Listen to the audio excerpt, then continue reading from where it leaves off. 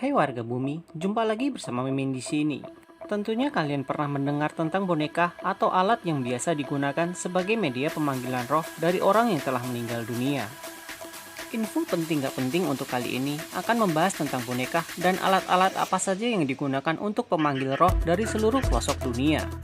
Tapi sebelum kita lanjut, bagi kalian yang belum subscribe, subscribe dulu woi. 1. Jai Langkung.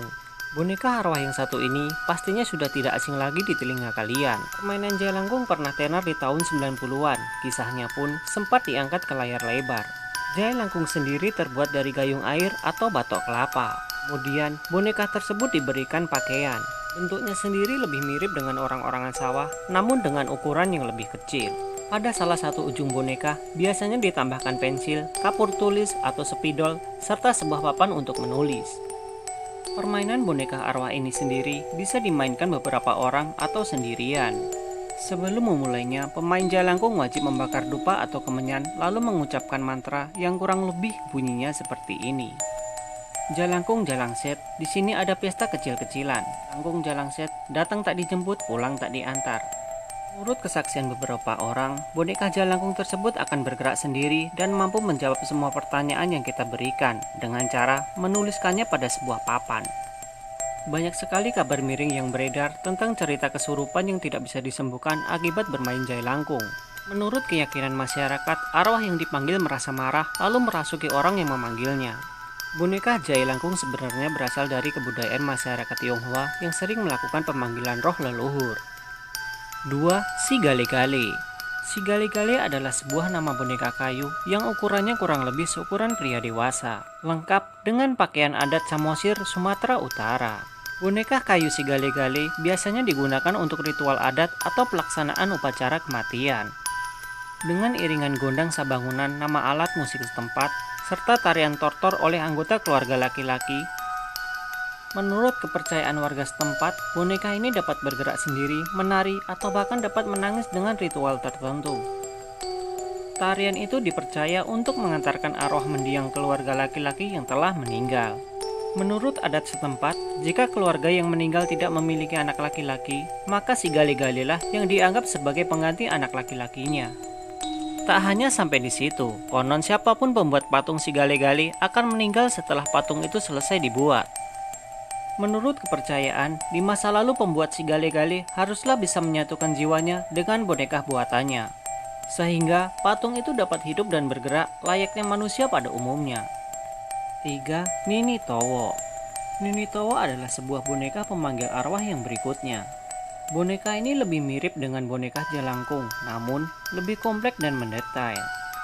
Kepalanya terbuat dari tempurung kelapa yang dibedaki menggunakan kapur, kemudian dirias menggunakan jelaga atau arang. Sedangkan rambutnya sendiri biasanya terbuat dari ijuk lengkap dengan hiasan bebungaan. Akan tetapi, boneka ini dipercaya bisa bergerak menyeramkan. Awalnya Nini Towo hanyalah sebuah hiburan rakyat tradisional yang berasal dari wilayah Pundong, Bantul, Yogyakarta.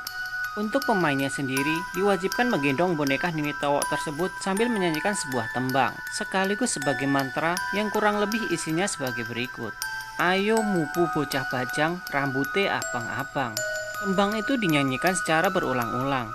Tak lama kemudian, boneka yang digendong itu pun akan bergerak-gerak layaknya makhluk hidup. Nini Towo sendiri berasal dari dua kata, ini yang berarti perempuan dan Towo yang berarti muka tebal berwarna putih. Menurut kisahnya, konon ada seorang gadis yang jahat dan berwatak buruk.